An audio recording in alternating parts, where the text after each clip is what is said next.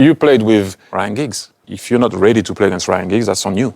He was coming at you every single time. Yeah. Raining, not raining, 5-0, 0-0. Like, that's what I respected Ryan Giggs so much, because he wanted the ball, he wanted to have a go at you. And I respect people that also want to beat their fullback on the outside. Yeah.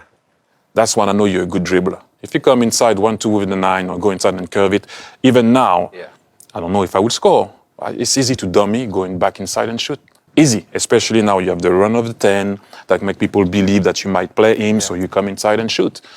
Beat your guy on the outside. That's why I know you're a good dribbler, because then you dislodge everything. Center back has to come and meet you, then you free your 9 inside. Everything is so like... Why are we not seeing that? Coaches sometimes do complicate stuff. When I went to Barcelona, I will be honest with you, my view of the game changed. But what did matter didn't change. At one point, the game goes to 1v1. Roy had to battle with Patrick. You had to battle with me or Robert Pires.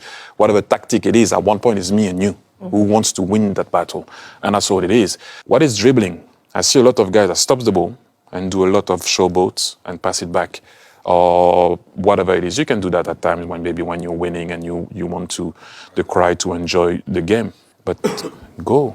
Have a go. You've no problem with losing it? All I need, Roy, is one. Right. I said it to Jamie so many times. Jamie stopped me way more than I passed him. But people always will remember. Really? Can't remember. All you need as a knight is one. Or whatever, a striker, because you need to believe that you're going to make it happen. And you will fail and fail and fail again. But it's how you come back and try to be successful, especially as a dribbler. Why are you going to stop a dribbler dribbling? I don't get it. You say dribbling, did that mean you had to go beyond them, or was that sometimes, like you mentioned, Giggsy and Becks and these lads, sometimes that was just going on the outside and getting half a yard? It wasn't necessarily going past them, it was just getting a half a yard and then putting it in. I had that discussion with Doku in the national team. Very interesting. You know, always. Yeah. I'm like, when you do this, what do you see? Are you here? Are you here? Or are you there? Yeah. Because you do this to see what you're doing, because you're cooking here. I call it cooking. You're cooking here, and you see the movement of your 9, but you do this, you don't even know what's happening there.